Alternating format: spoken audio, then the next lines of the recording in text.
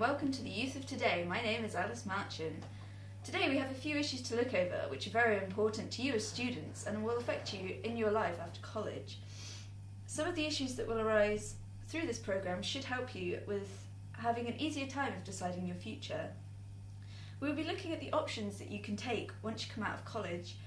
It has now been made more important because of the law that is about to come through that states students now have to stay in education until they are 18 at least. This particular rule did not affect the current students leaving college, but it will for a lot of you. It is important that you know the different options that are available to you after you finish education. For example, you don't have to go to university, but you can also still learn and earn if you feel like it. Today we are going to be talking about apprenticeships, universities and teen employment.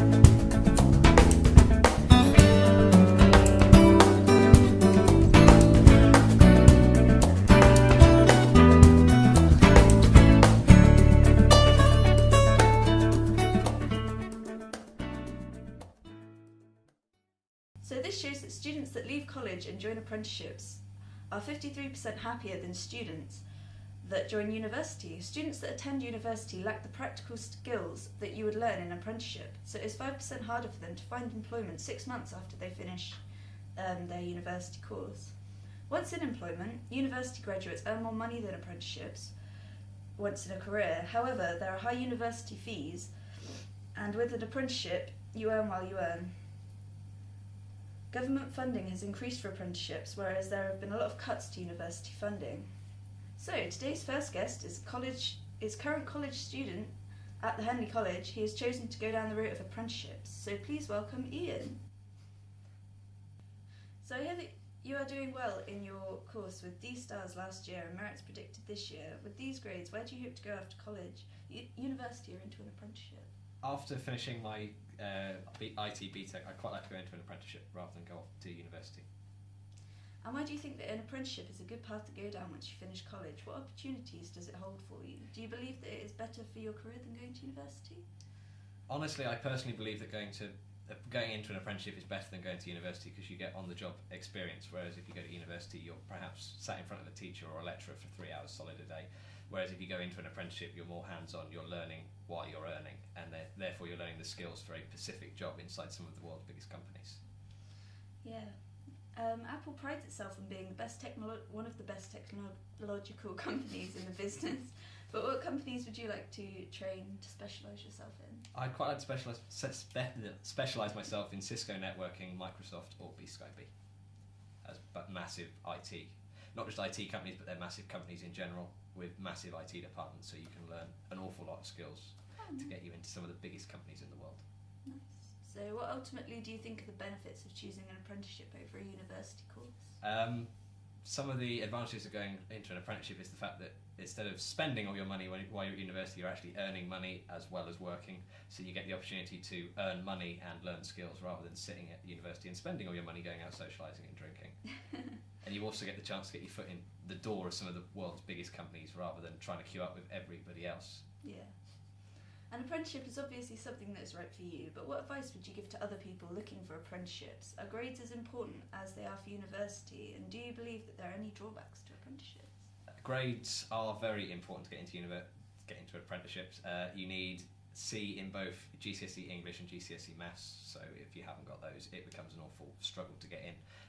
Look early is a big bit of advice I give people. Make sure you start looking early and start talking to companies, finding out when their apprenticeship scheme opens, how many people they take on, what they're looking for, and really then just keep nagging people. It might seem harsh at the time, and they will get annoyed at you, but at the end of the day, it's your future. And it shows that you're dedicated as well. Yeah.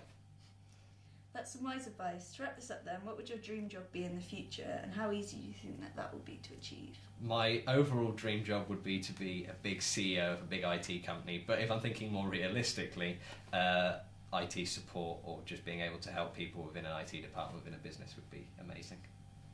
Okay, well thank you for that insight. I hope that you have a nice time on the show today, and maybe see you again on the show in the near future. And Right. good luck.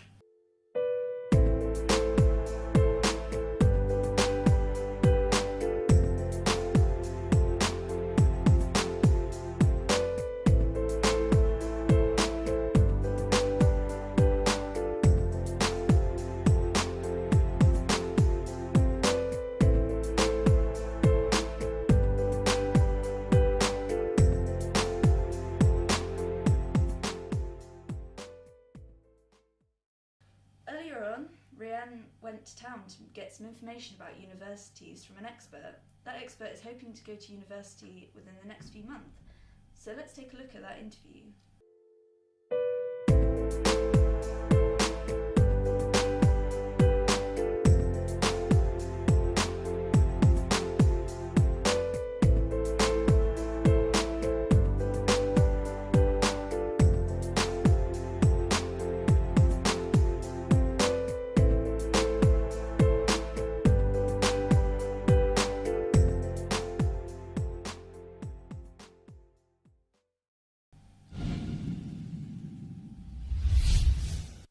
Hello, my name is Rhian and I'm in a little town in Oxfordshire, in Wallingford.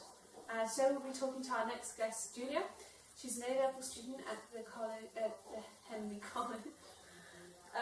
She's going to be talking to us today about universities, but before we have a few facts and figures about university.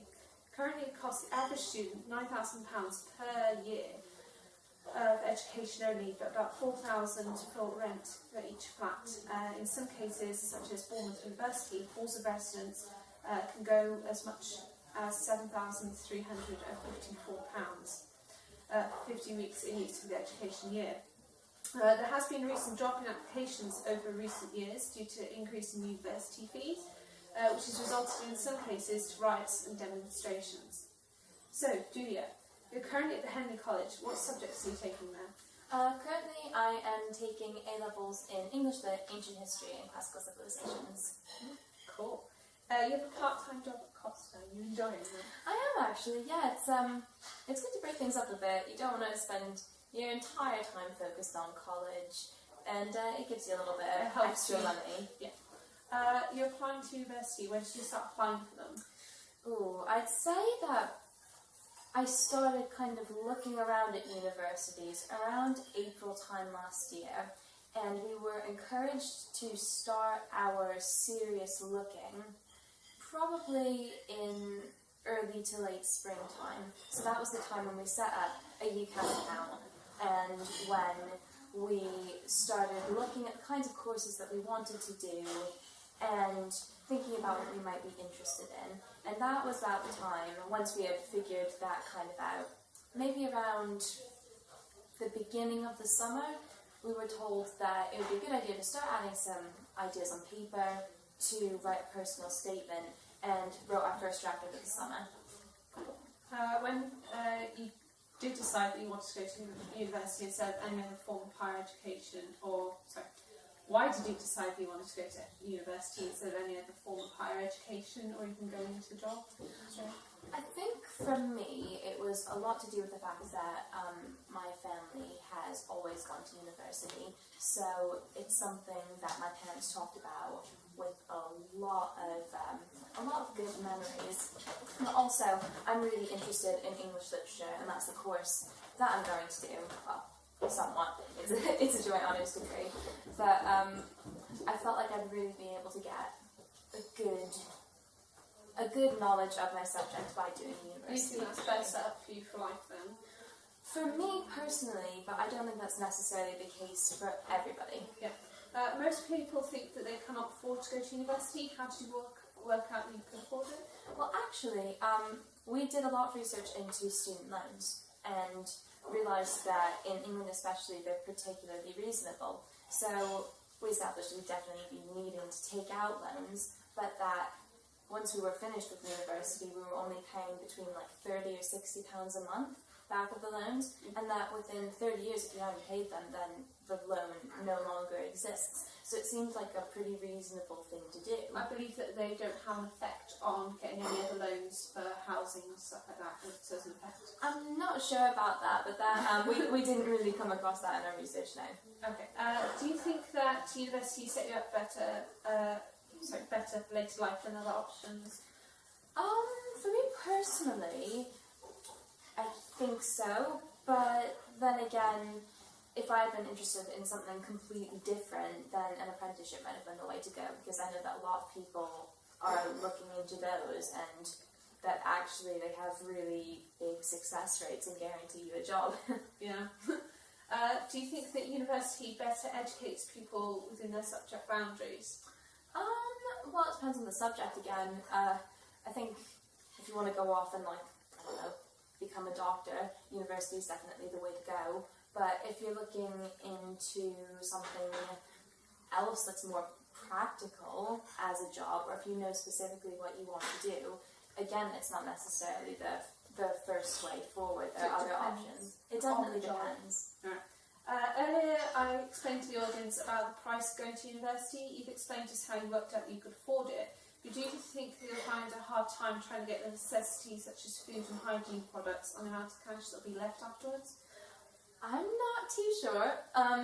That's something I've been thinking about a lot recently, and I've been trying to practice budgeting my own money to see if it's something that I can cope with. I think that it's something I could cope with. Where there's a will, there's a way. So you're going to have to get another job, potentially. I think that, yes, it would be necessary, definitely, to have a job just to support myself while I was there.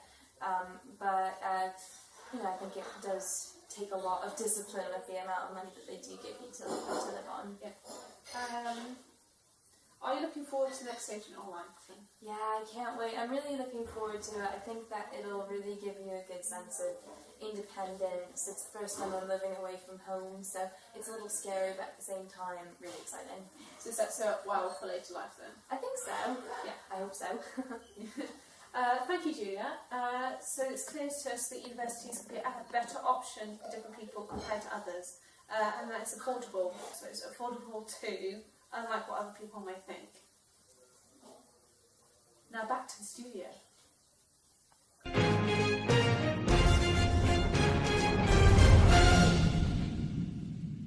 And we hope that you found that information about universities helpful.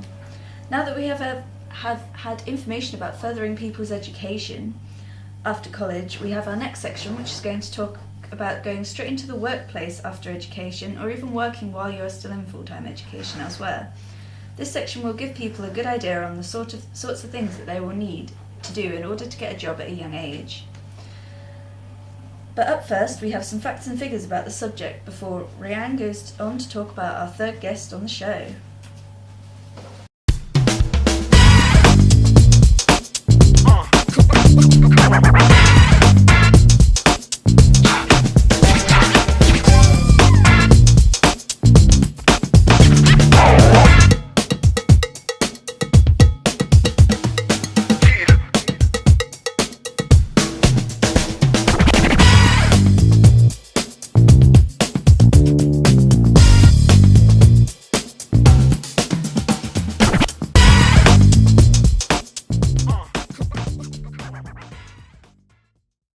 So this shows us that 740,000 people between the ages of 16 and 24 were unemployed at the end of last year. This has dramatically increased from 2013's 188,000. So unemployment rate at this age group is 16.2%, as well as 1 out of 4 people under 25 being unemployed in Europe. Excluding people that aren't in full-time education, there is still 498,000 people in this age group that are unemployed. This makes unemployment percentage for people between the ages of 16 and 24 who aren't in full-time education 14.4%. So unemployment rates have drastically dropped and look as though they're only going to get worse. So our next guest is Isabel.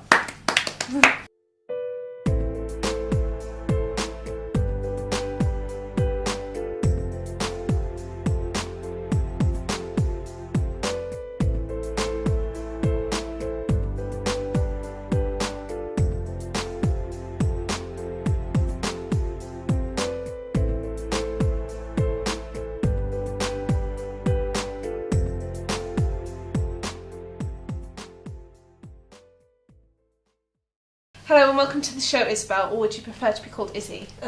Either's fine, but I prefer Izzy, to be honest. Yeah. Okay, Izzy, you're a teenager in employment and you've been working at Chris's Cafe and Motel now, Studley Green, for about a year. Do you feel like things are going well so far? Yeah, I do. It was a lot of hard work at first, there was a lot to learn, but I feel like I've got a hang of it now and it's going alright.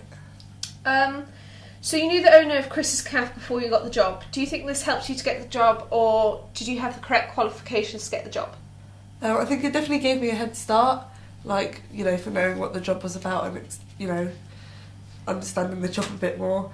But I think the main skills was like communication skills, obviously working with people, and I feel like I had that, so that was important. Do you believe that it's hard to get a job at an age such as yours, considering these economic times that the country is currently going through?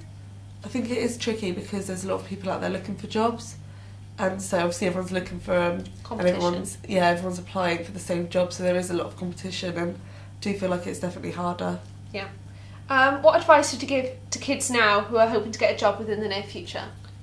Just keep at it, keep constantly updating your CV, applying for more jobs. Anywhere you see chance of getting work experience, go for it, and obviously keep on the ball, keep on top of things. Do you believe that these are skills and personality traits that helped you to get all the jobs that you've previously held and have now? Yeah, definitely. I think you just need to be, like I say, on the ball, make sure you know what you're doing. Obviously, if you have interviews or anything, always be on time, smartly dressed, just things like that, just really good communication skills, be friendly, polite, all this common knowledge, really. Do all your friends have jobs? Do they have a hard time getting them? Are they similar to yours? A few are similar, as in they work in like pubs and cafes, like food Joints. Some people work in bigger companies, you know, such as supermarkets. I feel like they all had, you know, similar amount of hard time trying to find the jobs. Yeah. Because they were just applying and they couldn't find any, but when they finally found the jobs, they've stuck at it, so that's good. So earlier you said to us that you believed retail was a typical job for your age group. Can you explain to us why you feel that this is the way? I just feel because I think when you're like, you know, you go to town with your mates, you might just pop your CV in. It's probably easier to apply for that type of job as well. Instead of looking at like independent shops or cafes, I think it's more easier to apply for it, and I just feel it appeals more to a younger audience. Yeah. Do you think that having a job at a young age can benefit a person, or do you think that it can have repercussions on their education? I think a bit of both, really. I think it can benefit them because the skills they learn, they will probably need that in future jobs. However, for me, definitely, I found it's made it really hard for me to balance college work as well. Like, I don't really have time to do my college work, and obviously that's quite bad, and I don't want to fall behind, so yeah. Yeah, so you think that it could add pressure to a child's life to have to earn money just so they can go out on the weekend? Yeah, I think it can add a bit of pressure. Obviously, if you've got college or, you know, if you're in school or something like that, it definitely does kind of set you behind a bit because you don't have enough time to keep up with your work. Yeah. So, yeah, I think it is a bit of pressure for younger people. Do you think that this can help them for later life because they're learning skills from a young age, so when they grow up they know exactly what they need to do within the workplace? Yeah, I think that is important. Learn those skills when you're young, and then you'll have those skills with you forever. Yeah. So obviously that will help you for any other job that you're looking for. It's more things to put on your CV, more things to say that you've done. And finally, what's the weirdest job that you've currently held? Well, it was last December when I worked as an elf in a Christmas grotto. So that was really fun. Yeah. Okay. Well, thank you, Izzy, for talking to us today. I believe that with your information, you've just helped a lot of people with their decisions at their age group. Well, this is all that we have time for today. I hope that you have found all of the information and subjects that we have given to you interesting and helpful. I've been Alice. And I've been Rhian. Now, have a nice night. Maybe if you had a true point of view.